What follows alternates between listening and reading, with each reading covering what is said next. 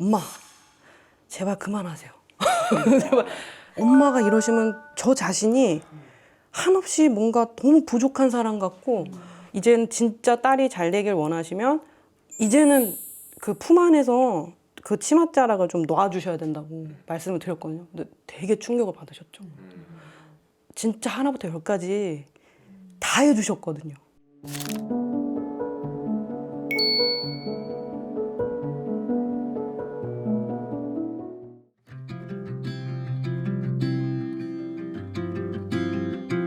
자, 요리 설명해 드릴게요. 이 굴무침 했어요. 요즘 제철이라 굴무침 아주 맛있게 했고요. 그리고 쌀국수 했어요. 양지 국물 페스토 만드는 법 해가지고 이걸로 이렇게 쌀국수 만들었고 그 활용법 설명 많이 했어요. 그 양배추하고 데쳐서 들기름하고 액젓하고만 무친 건데 되게 맛있어요. 그다음에 이제 우리 그 묵은지 나물들 볶았고 들깨 고사리 넣고 콩나물, 그다음에 시금치, 그다음에 이거는 봄동. 그래서 봄동 된장 무침 했고요. 그리고 이거는 우리 구독자분이 남편이 이거 어부인데 이거 잡아서 이걸 말려서 보내주셨어요. 진짜 이게 한 마리야. 여기 머리는 따로 있어 지금. 이따만한 나 보다 처음 본 그런 생선 진짜 귀한 거 보내주셔서 감사합니다. 잘 먹을게요. 어느 보고 해야 돼? 잘 먹을게요. 고맙습니다. 이제 드십시오. 잘 먹겠습니다. 잘 먹겠습니다. 잘 먹겠습니다.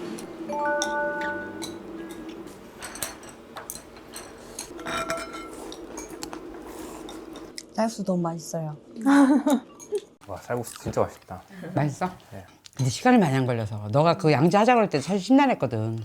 왜냐면 1시간, 2시간을 푹 봐야 되는데 근데 내가 그래도 이거는 할 가치가 있다고 그래서 하긴 해야겠다. 그래서 내가 미리 끓여놓고 알려주고 이렇게 하는 방법만 알려주고 이렇게 해야겠다 이렇게 생각하다가 이 페스토 이제 내가 페스토 할 때가 돼갖고 이걸로 해서 쌀국수 해먹자.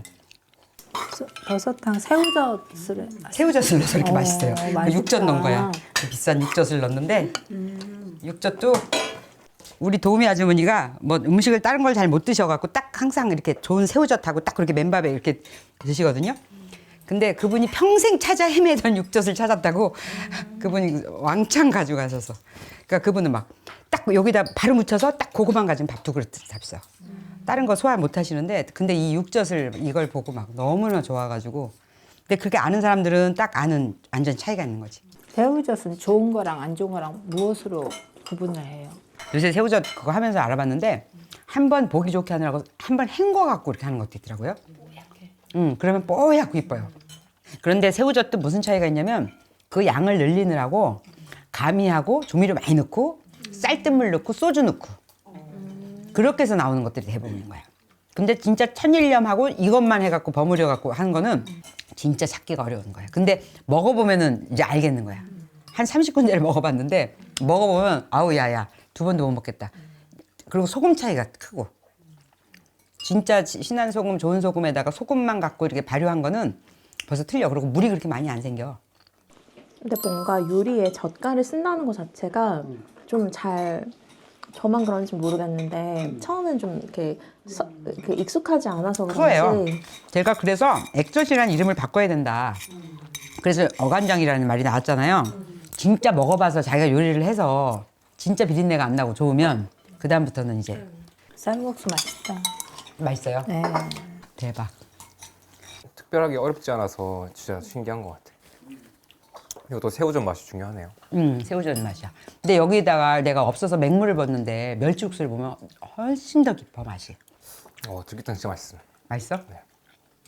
이거 보식으로 먹을 수 있겠다. 들기름에다가 이거 볶다가 물 붓고 끓이다가 액젓 한 숟갈, 새우젓 한 숟갈 넣고 그 대신 육젓 넣었어 우리 한 숟갈씩 넣고 그 들깨가루 6개 넣고 그 다음에 찹쌀가루 하나 넣고 끝이야.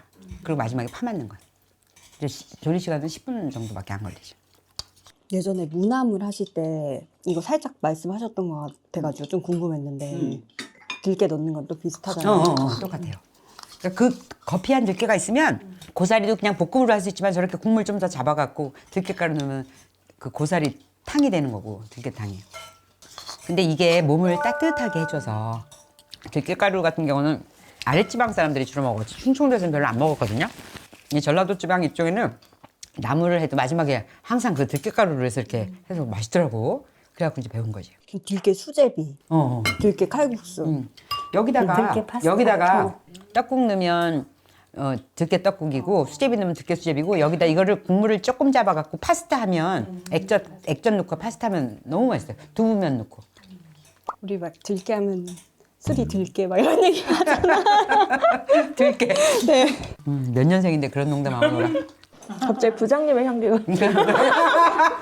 이런 개그를 좋아해가지고. 부장님 향기 난다. 막 누가 나보다 막 되게 신기한 그런 생각지 못했던 개그하면 너무 웃긴 거예요. 제가 원래 이런 개그를 좋아하고 보통 많이 하니까. 갑자기 나이가 궁금하네요. 진짜. 근데 요새는 네. 나이 물어보기가 네. 진짜 거의 10살은 틀려. 요새 사람들이 왜 이렇게 안 늙냐? 또 그런 게 진짜? 있죠. 어? 똑같은 30대도 이렇게 노화가 많이 된 30대도 있고 아니면 진짜 20대 같은 30대도 있고. 진짜. 그리고 이렇게 얼굴에 무슨 뭐 같은 거 막 바르고 막 광내고 막 이런 것들이 되게 나이를 젊게 하나 봐. 그 언뜻 보기에도. 요즘에 하도 유튜브가 발달되다 보니까 이제 피부과 선생님들도 많이 하시잖아요. 그래서 비타민 C, BA를 바르라고. 그래가지고 저는 CB 네, C, BA. 바른다고요? 네, 바르는 거. 그래서 C 바르고 B는 나이아신아마이드.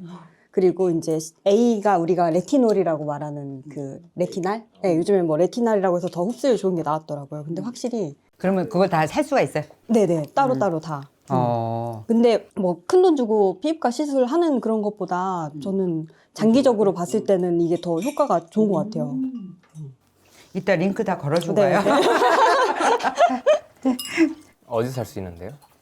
인터넷에서. 아, 그냥 살수 있는 거예요? 네네네. 요새는 유튜버들이 그렇게 해, 약사들이. 이제 병원 가지 마세요. 큰 돈 쓰지 마세요. 뭐 이렇게 해서 이렇게 좋아졌어요. 그러고 나서 링크를 다 걸어놔. 그래서 그 사람들이 이거 판매를 하는 거야. 피부과 망하는 그림 해가지고 망하는 그림 올려라? 그런 거 이렇게 그렇게 근데 오히려 올려놔서 그런 의사가 더 신뢰가 가니까 오히려 그런 병원을 사람들이 가게 되는 것 같아요. 헛돈 쓰지 말고 그 병원에. 뭔가 이렇게 거짓 없이 이렇게 하는 의사 같고 이렇게 하니까. 오히려 그 라이블리 선생님처럼 속을 고쳐야 이게 피부로 드러나지 아무리 레이저를 시술을 한다 해도 여기가 독소가 쌓여 있으면 소용이 없다라는 게 되게 좀 인상 깊어서 어떤 피부과를 가도 그렇게 말씀해 주시는 진료 보시는 원장님은 없어가지고 그런 게 오히려 네. 피부과 가면은 선생님이랑 얘기할 일도 없어요. 실장님이랑 얘기하고 그냥 바로 누워 있으면 오셔서 그냥 하고 그냥 가세요. 진짜. 진단이 전 피부과 하면 기억나는 게 이렇게 습진이나 이런 것들이 이렇게 있을 때 있는데 그럼 항상 그냥 너무 간단해요. 그냥 약 먹는 약 주고 바로 바르는 약 줘요. 근데 문제는 이게 낫는 것 같다가 잘 안 낫거나 재발이 계속 돼요. 그리고 기억나는 건 의사 선생님한테 가서 나 이거 음식 먹을 때만 좀 반응이 다르다. 이거 내가 어떻게 먹을 때는 더 심해지고 또 괜찮다가 또 뭐 먹으면 올라온다 해도 말도 안 되는 소리다. 이렇게 하시니까 오케이요. 다 드세요. 피부는 타고나는 겁니다. 뭐 이런 얘기 하시더라고요. 네. 다 드세요. 그거 다 필요 없어요. 돈 쓰는 만큼 좋아진다고. 그렇게 얘기를 많이 하더라. 그렇게 소리 그렇게 많이 말씀하시는 쓰는 만큼 좋아진다고. 아유, 다 드세요. 전혀 아닌 아, 것 진짜? 같은데. 저 올해 3월에 결혼했다고 했잖아요. 근데 이제 결혼할 때 다들 이제 약간 코스처럼 그런 걸 많이 해요. 무슨 피부과 가서 시술을 많이 받고 막 그런 걸 하는데 전 그 돈이 너무 아깝더라고요. 그 돈이면 내가 뭐 신혼여행 가서 하나라도 더 보고 맛있는 거 먹겠다. 약간 이래서 그래서 그냥 하던 대로 했는데 피부가 이게 겉에가 뭐 점이 없고 기미가 없고 그런 차원이 아니고 식단을 오래 하면 약간 안에서 투영한 느낌? 약간 그런 게 좀 있더라고요. 안의 상태가 나온다고. 완전 클린하게 하면요. 그래서 정말 엄격하게 좀 지켰을 때는 거의 파운데이션 안 바르고 그냥 다녀도 결이 진짜 균일해서 그래서 물론 사람마다 차이는 좀 있겠지만 그거랑은 좀 다른 것 같아요. 그 속에서 깨끗하게 올라오는 그런 거랑은. 그게 진짜지, 그지? 증상 치료가 아니라 원인 치료가 되는 거니까. 그래서 이렇게 웨딩 촬영하러 가면은 이제 그 메이크업샵에서 그런 얘기를 하더라고요. 피부 되게 지금 너무 좋으니까 다른 뭐 하지 마세요. 약간 그러더라고요. 왜냐면 괜히 안 하던 거 해가지고 피부 뒤집어져서 오시는 분들이 많으시대요. 결혼식 때는 예, 왜 예쁘게 하고 싶은 마음에 뭐 하나라도 더 떼야 될 것 같잖아요. 뭔가 내가 뭘 더 해야 될 것 같은 그런 마음, 그런 마케팅. 결혼식이니까. 예, 예. 근데 이제 그거를 오히려 빼야지 되더라고요. 보니까 마이너스로. 그런 말들이 되게 혹해서. 그렇지. 한 번뿐인 결혼식인데 약간 그런 거죠. 한 번뿐일지 어떻게 알아 지금. 그렇잖아.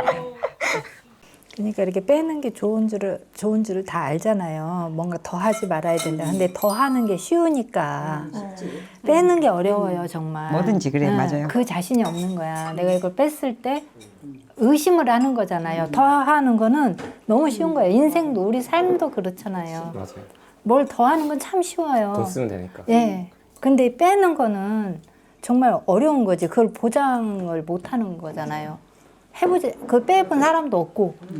그런 거 같아요. 애들 키우는 것도 그래. 해주는 게 제일 쉬워. 그래. 안 해주는 게 제일 맞아. 어려워. 해주는 게 제일 쉬워. 맞아요. 그러니까 엄마들이 아이들을 잘 키우면 그게 자기가 굉장히 희생한다고 생각하지만 그건 진짜 쉬운 거야. 해주면 사주고 해주면 해주고 해서 태워다 주고 해주면 이게 제일 쉬워.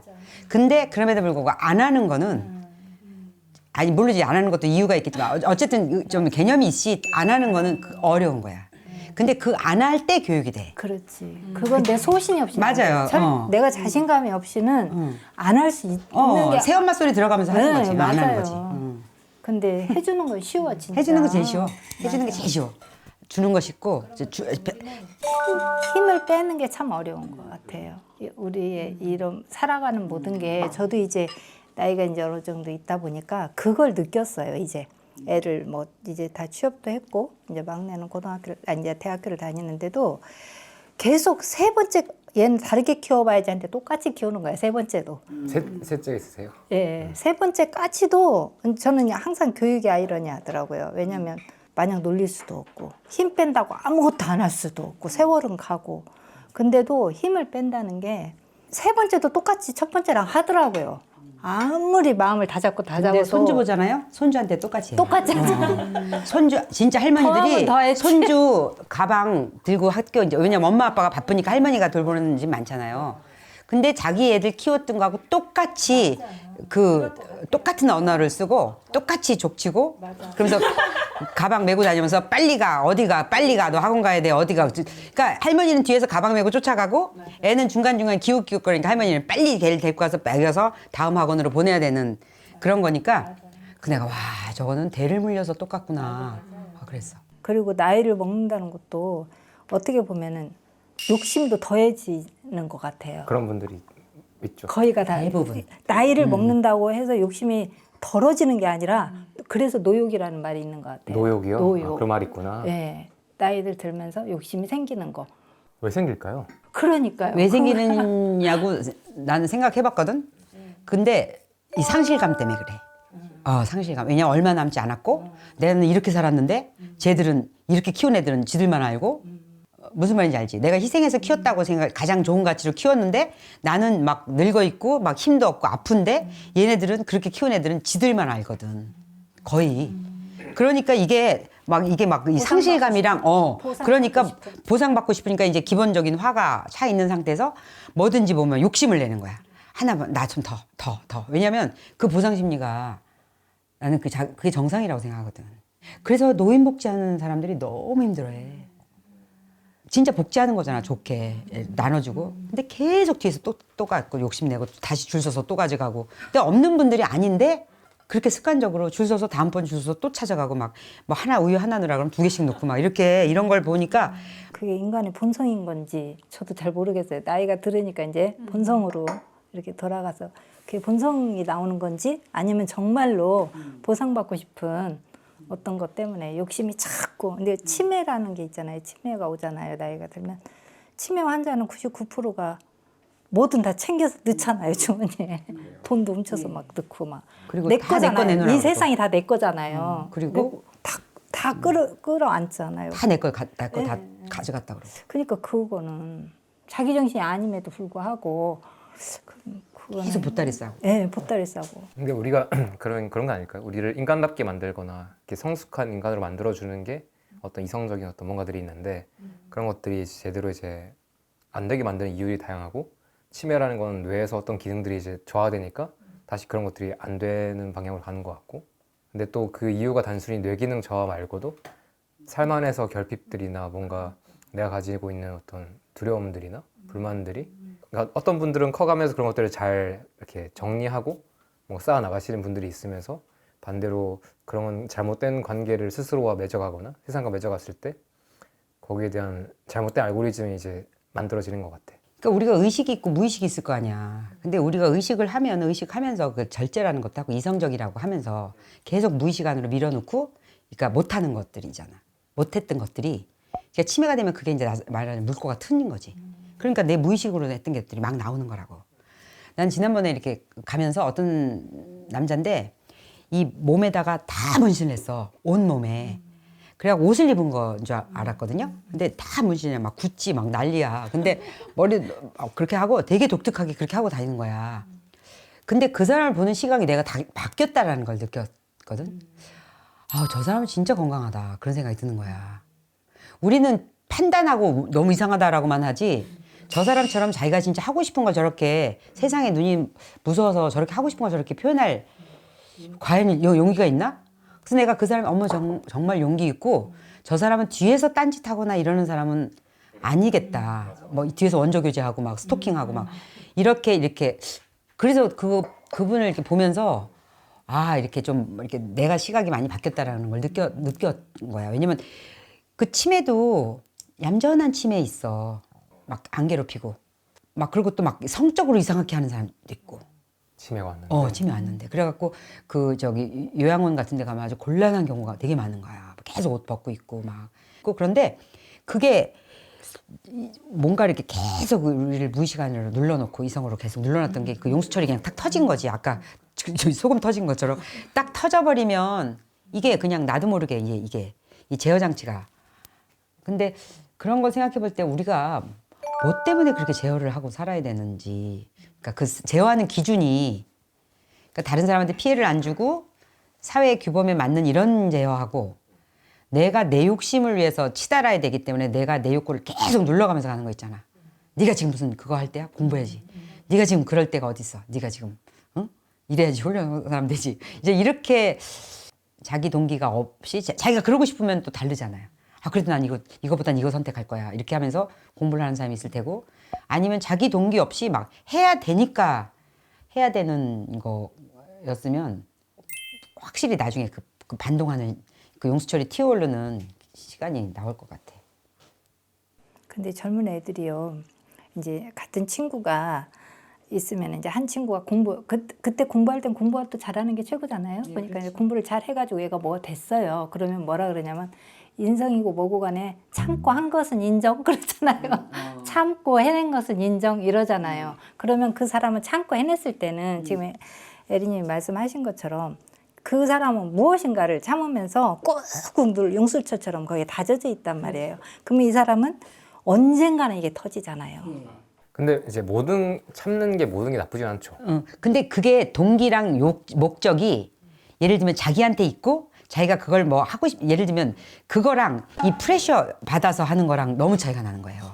내가 중학교 때까지 그 공부해야 될 이유를 몰랐는데 무서워서 했거든. 우리 할머니가 무서워가지고. 지금 생각하면 그런 시절이 만약에 없었더라면 이제 그게 약이 될 수도 있고 이제 독이 되는 부분이 굉장히 컸지. 지금 생각해보면 물론 그 독도 또 나중에 삶 안에서 그 해독되는 과정이 또 다 삶에서 기르니까 있긴 한데, 그 시절이 차라리 없었다면, 그 시절이 되게 많이 말하자면 나를 이렇게 되게 많이 뒤처지게 한 거지. 다른 걸로 뒤처졌다는 게 아니라 그 깨달음의 성장으로 가는데, 왜냐면 그 결핍과 막 그 스트레스랑 그 압력 때문에 내가 스스로 생각하고 뭔가 이렇게 자발적으로 선택하는 거가 없었던 시절이 너무 많은 거야. 그러니까 지금 생각해보면 아이고 아깝긴 하지만 뭐 그것까지가 내 적이니까. 그래서 이렇게 보면은 막 지금도 막 엄마들이 그렇게 아까 그 얘기가 나와서 한 거지. 안 해주기가 더 어렵다고. 근데 그 스캇팩이라는 그 정신과 의사인데 끝나지 않은 길, 뭐 끝나지 않은 여행, 뭐 이렇게 거짓의 사람들 막 쭉 있다고. 근데 내가 이제 처음에 이런 거를 공부를 하려고 접할 때 그 스캇팩 책을 접하면서, 그분이 정신과 의사라 종교적인 언어를 쓰고 하지 않아서 그러니까 종교적인 언어를 쓰게 되면 이건 좀 이렇게 좀 분리가 돼서 내가 또 신앙이 이렇게 많지 않을 때니까 그렇게 됐었는데 그 전혀 그런 종교적인 언어 없이 이제 주로 하는 얘기들 중에서 그 거짓의 사람들인가에서 나온 부분 중에 내가 그때 당시 아 이거 진짜 진리일 것 같다라는 말이 들어서 내가 더 그런 부분이 강화된 것도 있거든. 항상 정신과 상담을 받을 때 오는 환자들을 놓고 이제 임상을 했을 적에 그런 결과치들이 있잖아. 그 상담 내용들을 보면 대부분 그 희생한 부모들이 오는 거지. 희생한 부모들이 이제 나중에는 이제 그 빈둥지 증후군처럼 돼서 애들은 어쨌든 끝까지 이제 잘 성공을 시켜서 뭐 이렇게 그들 나름대로 기준의 성공을 시켜서 이제 뭐를 만들고 그랬는데 이제 막 이 갈피를 못 잡는 거야. 자기 자체는 이제 걔가 존재하면서 내가 존재했었는데 그런데다가 이제 결국은 그 사람하고 관계까지 안 좋아지니까 애들하고도 이제 그런 것들을 내가 객관적으로 이렇게 책을 읽으면서 느끼면서 나 이거 진짜 그걸 그때 굉장히 강하게 느꼈던 것 같아. 그래서 더 그런 게 강화됐을 수도 있고. 근데 그분이 거기서 뭐라고 얘기했냐면은 왜 데려다 주냐. 데려다 주는 걸 멈춰봐라부터 시작해서 이제 훈련을 하는 것들 내용이 나오는데 못 하는 거야, 그것만은. 하던 걸 어떻게 안 해요. 그리고 안 하면 얘가 고생할 건데, 이거. 그러니까 그 개념까지 쓰는 데가 너무 힘든 거지. 그러니까 거기서 해주는 게 제일 쉽다. 안 해주는 게 정말 어렵다. 그게 교육이라 어렵다. 이런 얘기들이 내가 읽은 것 같거든. 그래서 맞아요. 그래서 우리도 그 힘 빼는 게 어렵지. 맞아요. 힘 빼는 게 어려워요. 세 분들은 키울 때 어떤 게 돌아오면 좀 어려웠어요? 애들을 저는 이제 셋을 다 키우는데 큰 애 같은 경우는 되게 뒷바라지를 이제 애는 지금도 애가 그렇다고 해서 그게 감사해 하지 않아요. 그 친구가? 뒷바라지를 한 거에 대해서 감사해 하진 않는 것 같아요. 그냥 싫다는 것은 아니고 뭐 전교회장까지 시켜서 옛날에 전교회장을 시키고 했을 때는 시켰다는 게 시켰다는 건 어떤 의미예요? 뭐랄까 엄마가 뒷받침되지 하라고 않으면 회장 했죠. 못하지. 일단 나가봐부터. 근데 지금 애가 이제 30대가 훨씬 넘어서 보니까 얼마 전에 그런 말을 하더라고요. 엄마 나는 되게 내성적인 사람이야. 사람이 저기서 오면은 나 골목에 이렇게 벽에 붙어서 지나가기를 기다리고 있는 사람이었어, 내가. 근데 초등학교 때부터 그렇게 쭉 했던 것은 하라고 해서 한 것 같아. 근데 그게 그때는 뭐 모든 사람이 시선을 받고 대표가 되고 막 이렇게 하니까 좋았는데 지금 자기 성향을 보니까 그런 사람이 아니었다는 거예요. 그래서 그때 난 되게 잘했고 고마워서 계속 이게 갖고 있는 줄 알았어요. 그렇게 한 거에 대해서. 그리고 우리 애가 지금 36인데요. 걔 키울 때만 해도 그런 회장 같은 걸 하면 부모가 무조건 회장이에요. 그렇지. 그래서 시켰다 소리를 하는 거야. 부모가 부모가 해줄 능력이 안 되면 나가라고 네. 못 하는 거거든. 무조건 부모가 회장이어서 그냥 애는 학교에서 어떤 공식적인 걸 하고 나머지 뒤에 일은 엄마가 다 보는 거예요. 근데 저는 그렇게 했거든요. 근데 그 말을 듣는데 이제 35, 6살에 그 말을 하는데 내가 잘못했다 이런 얘기가 아니고 좀 그때 좀 더 애하고 잘 상의를 해볼 걸. 얼마나 하기 싫었을까. 새벽에 나가서 뭐 이렇게 만들어가지고 자기 팀 꾸려서 선거운동하고. 선거운동, 뭐 국회의원 선거같이 했더라고요. 그렇죠. 그때. 그런 게 얼마나 싫었을까. 그리고 상대방한테서 분명히 상대 쪽도 있잖아요. 상대 쪽 얘가 붙여놓으면 걔가 새벽에 가보면 막 싹 찢어버리고 똑같아. 이 국회의원하고요. 거기다 막 욕 써놓고 그럼 그거 다시 다 떼가지고 다시 만들어서 인쇄소 가가지고 해가지고 이렇게 다 붙여놓고 근데 그럴 때 얼마나 마음이 행복했을까? 아니면 너무 치열함에 있어서 애가 나는 발판이 되라고 시켰잖아요. 이 세상은 험하니까 이런 걸 하면서 다져지고 너도 이렇게 해서 훌륭한 사람이 돼 이렇게 한 거잖아요. 얼마나 두렵고 무서웠을까 어린 마음에 그런 생각을 애가 이제 그 말을 해서 듣고 이렇게 내성적이고 두려움이 많은 아이를 왜 좀 더 대화를 해볼 걸 대화를 해서 싫다 그러면 근데 대화를 해볼 이것까지 써줬어요. 처음에 내가 회장이 되면 뭐 이거 있잖아요.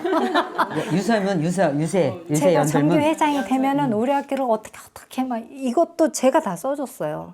네가 말이 빠르면 못 알아들으니까 말을 천천히 막 이걸 계속 연습도 시키고 그러고 나서 제가 셋째를 낳았잖아요.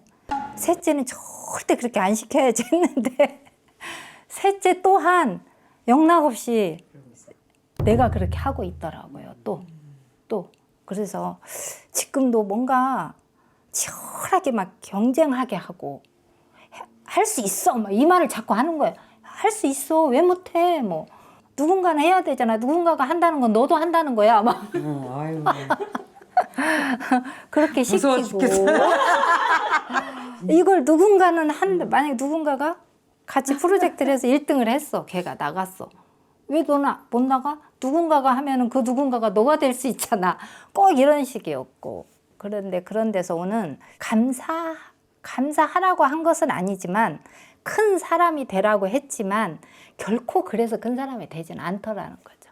결코 그것 때문에 애가 큰 사람이 된 것은 아닐 것이다. 분명히. 왜냐하면 그렇게 크지 않으니까 지금 아이들이.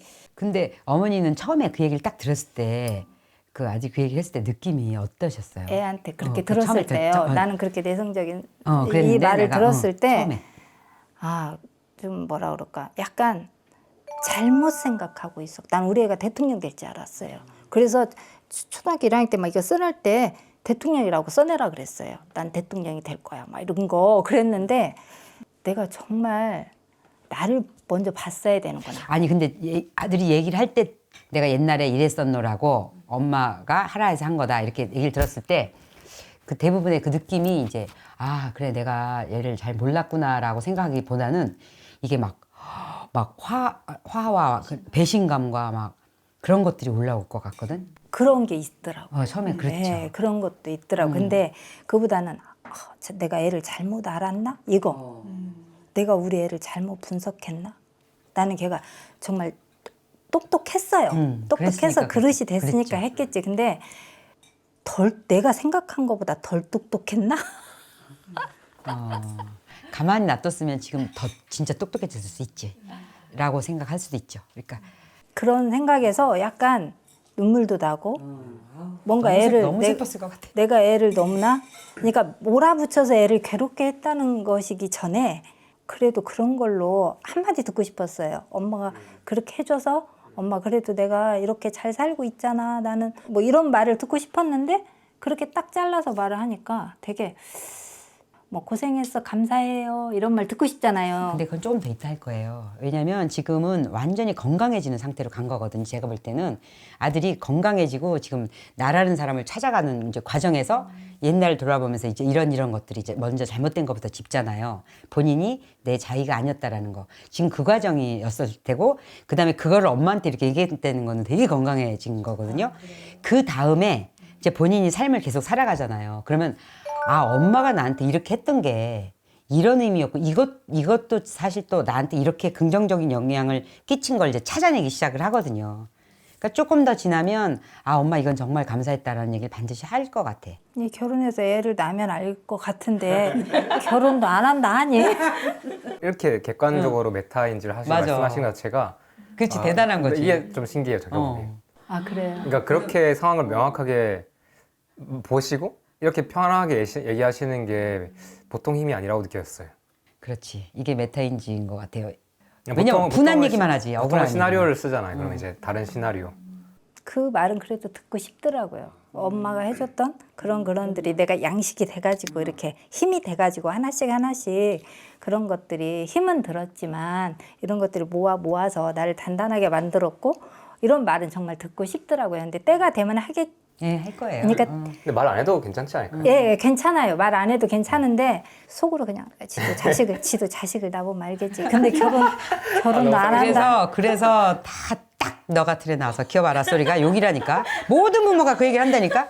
왜냐면 억장 무너지는 얘기를 해봤자 막 한마디 하면 10마디씩 하니까 저도 지가 지금 나한테 하는 거를 그 부모 된 심정으로 지금 이 듣는 요 상황을 얘한테도 좀 알려주고 싶은 거야. 그러려면 너도 반드시 결혼해. 너 해. 애 낳아. 너 애 낳아야 돼. 막 이렇게 해서. 그때 가서 꼭 내가 할 말이 있어. 있어. 어떠니? 이렇게. 그럴 정도로 그렇게 진짜 그 분한 마음이 들어서 그러는 거거든. 그게 최고욕이야. 너도 딱 너 같은 애 낳아봐라. 그게. 맨날 듣는데 맨날 들었다. 너무 자주 들어가지고 근데 저 너무 놀란 게 33살 자식이 있으시다고 하셨는데 제가 위에는 이제 36살. 36살? 아, 딸. 저도 동갑이거든요. 92년생. 둘째랑 동갑이더라고. 33인데 92년생? 네. 우리 딸하고 같은 어.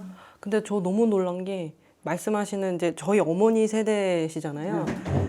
저희 어머니가 어떻게 보면은 진짜 헬리콥터 맘이셨어요. 그러니까 저 강남에 살진 않았는데 강남 엄마들처럼 진짜 항상 운동장에 항상 저희 어머니 차가 있고 일하시는 여성이셨어요. 지금까지도 일을 하시고 계시는데 프리랜서라서 좀 그런 부분은 좀 시간적인 거는 분배가 돼서 학교 끝나고 학원으로 픽업해 주시고 그 안에서 차량 안에서 제가 먹을 수 있는 거를 항상 뭐 레토르트 이런 식품 절대 안 해주시고 항상 뭐 여름이면 너 뭐 먹고 싶니? 그러면 냉면이요. 그러면 냉면을 항상 이렇게 쟁반에 준비해 주시면 차 안에서 그래서 저는 애들이 야 자영아 니네 어머니 오셨다.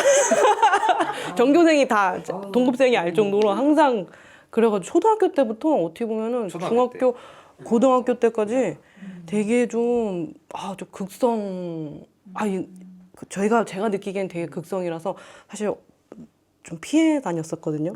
어머니 오셨다 그러면 그쪽으로 안 가고 되게 좀 피해 다녔던 것 같아요. 그러니까 어떻게 보면 제 이제 고등학교 진로의 문제에서 대학교 이제 과를 정할 때도 어떻게 보면은 어머님의 그게 굉장히 컸고 아버지랑 또 되게 공교롭게도 동일한 학과에 동일한 직종에서 동일한 직무에서 제가 직장 생활을 해서 지금 만 7년 정도 하고 지금 퇴사를 한 상태인데요.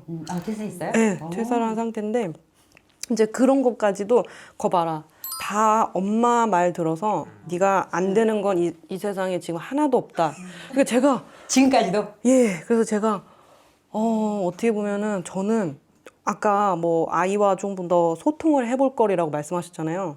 제가 엄마한테 이제 소통을 처음으로 이제 대학교 때부터 조금 이제 했던 것 같아요. 엄마, 제발 그만하세요. 제발 제가 알아서 하고 그리고 제가 지금까지 보여드린 것처럼 저 뭐 이렇게 엇나가고 한 적 없지 않냐. 그러니까 저를 믿어주시는 게 가장 저한테는 좋은 것 같은데 엄마가 이러시면 저 자신이 한없이 뭔가 너무 부족한 사람 같고 뭐 이거 물 한 잔 떠마시는 것도 다 엄마가 그렇게 해주시면 사실은 저는 진짜 사지 멀쩡하고 진짜 대학교 때까지 다니고 있는데도 저는 진짜 아무것도 아닌 게 되는 것 같고 바보가 되는 것 같다. 그러니까 그런 얘기를 이렇게 20대 때 계속 했던 것 같아요. 이렇게 그때는 이렇게까지 정리해서 말씀을 못 드렸는데 엄마가 분노가 이르셨던 거죠. 그렇죠. 네가 그러니까 그렇게 말씀을 안 하셨는데 그 눈빛에서 배신감을 엄청 느끼시는 듯한 느낌으로 지금도 그런 눈빛은 항상 있으신 것 같아요. 제가 그래서 그럴수록 더 어떻게 보면은 혼자서 모든 걸 해보려고 해서 대학교 이후로 이제 직장 생활하면서 제가 이제 경제 활동을 하면서 그때서부터는 진짜 철저하게 아직은 부모님 되게 제가 얹혀 살지만 기생충처럼 왜냐면 이제 월세 나가고 이런 거 생각하면 직장인이라 이제 그거는 조금 안 될 것 같아서 얹혀 살면서 그들의 눈에 좀 어긋나지 않는 바운더리에서 저는 제가 선택할 수 있는 거를 스스로 개척을 나름 7년 동안 했다고 생각을 하거든요. 그러니까 뭐 예를 들면은 뭐 부모님한테 이제 지원 받았던 것들을 다 끊고 갚고 아니고 끊고. 갚고는 아니고. 갚기는 조금 너무 벌이가. 그렇지, 걸릴 거야. 시간 걸려도 할 수 있어. 지금까지 지원해주고 너무 감사합니다. 그래서 왜냐면 그렇게까지 키워주셨기 때문에 제가 지금 이렇게 사회생활을 해서 직장 생활을 할 수 있지 않나. 그런 부분에서 너무 감사한데 이제는 진짜 딸이 잘 되길 원하시면 이제는 그 품 안에서 그 치맛자락을 좀 놔주셔야 된다고 말씀을 드렸거든요. 근데 되게 충격을 받으셨죠. 진짜 하나부터 열까지 다 해주셨거든요. 전 제가 이런 것도 못하는 애인 줄 알았는데 제가 다 할 수 있는 사람이더라고요. 제가 외동이기도 했고 그러니까 엄청 저한테 포커스가 돼가지고 아주 레이저로 저를 항상 보셨던 것 같아요. 어떻게 오늘 또 대상자를 또 이렇게. 그래서 이거 제가 듣는데 어머니 너무 죄송해요. 저희 어머니를 보는 것 같아갖고 너무 이게 거울을 보는 듯한 이게 소름이 쫙 돋았던 느낌이 드는 거예요. 그래서 근데 그 자식분도 충분히 그런 거는 여기에 담고 있을 거예요. 어머님에 대한 감사함. 그거는 진짜 어디 가서 누가 저한테 자식분한테 그렇게 큰 사랑을 줄 수 있는 건 엄마밖에 없거든요. 그거는 직장 생활하면서 알았거든요.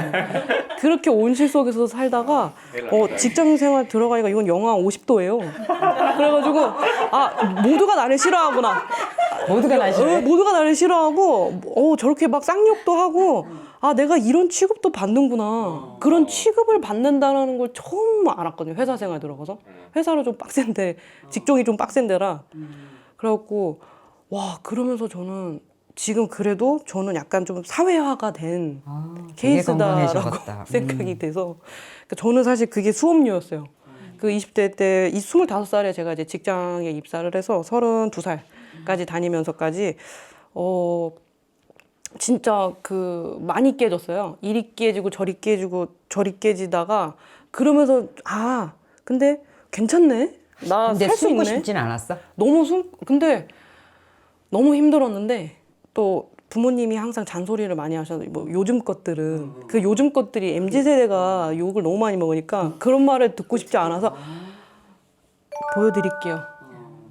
보여드릴게요 이러면서 진짜 악다구니로 거기 회사 생활하면서도 첫 직장을 좀 오래 다녔거든요. 6년 정도 다니다가 이제 그 다음 직장으로 이제 1년 정도 다니고 이제 지금 퇴사를 한 상태인데 그러니까 오히려 더 그럴수록 밟을수록 더 꿈틀했던 것 같아요. 더 회사에서 밟히고 저리 씹히고 할 때부터 이게 내가 지금 20여 년 동안 집에서 받았던 그거랑은 전혀 다른 세계라서 되게 새롭고 되게 고통스럽고 진짜 힘들었겠다. 저는 하루에도 수십 번씩 무너졌거든요. 마음이. 왜냐면 그런 사람들의 대우와 그런 거를 처음 받아보고 사실은 뭐라 그래야 되지? 그러니까 제가 직장 생활 들어가서 제일 많이 들었던 게 까라면 까. 까라면 까. 그건 뭐야? 예, 그냥 그러니까 시키면 시키는 대로 해야지 말이 많아. 그러니까 뭔가 이렇게 의견을 내는 것 자체가 그런 것부터 시작을 해서 되게 좀 어떻게 보면은 기원 전과 후처럼 굉장히 달라지는 생활을 BC와 했어요. N으로 나뉘네. 맞아요. 그래서 아직까지도 그거는 현재 진행형이거든요. 어머니는 아직도 저에게 A부터 Z까지 다 해주시길 원하시고 인생 플랜이 다 있으시고 자식에 대한 자식에 대한 네 뭘 원하세요?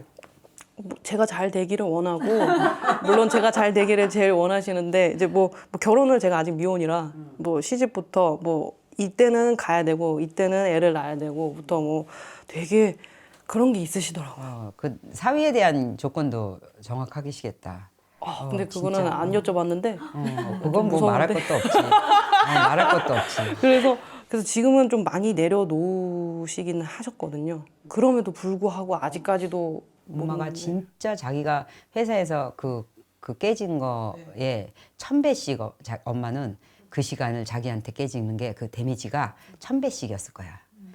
그 자기한테 하나 내려놓는 그 하나씩 내려놔줬다는 거는 막 뭐 말로 형용 자기가 회사에서 뭐 깨지고 거기서 막 겪는 아픔은 아마 엄마는 물론 엄마가 스스로 겪는 거지만 자기는 상상도 못할 거야. 그 집착의 끈을 놓는 거는 이 탯줄을 낳았잖아, 애를. 낳았는데 탯줄을 안 끊었다니까? 안 끊은 거야. 그리고 계속 탯줄을, 그리고 제 인생이 내 인생이고 엄마는 동일시한단 말이야. 제 행복이 내 행복이고. 그런데 제가 난데 제가 나를 공격하는 느낌? 그 다음에 이런 느낌은 그 회사에서 그래도 불특정 다수하고 겪는 거하고는 어마어마한 강도로 엄마 되게 힘들었을 거예요. 근데 엄마한테는 꼭 필요한 시간이고, 그리고 엄마의 편안한 노후를 위해서는 그 시간이 거쳐져 가야 되니까 둘 다 힘든 시간을 보내고 계시네요. 진짜 힘들었을 거예요, 엄마. 고생 많으셨네요.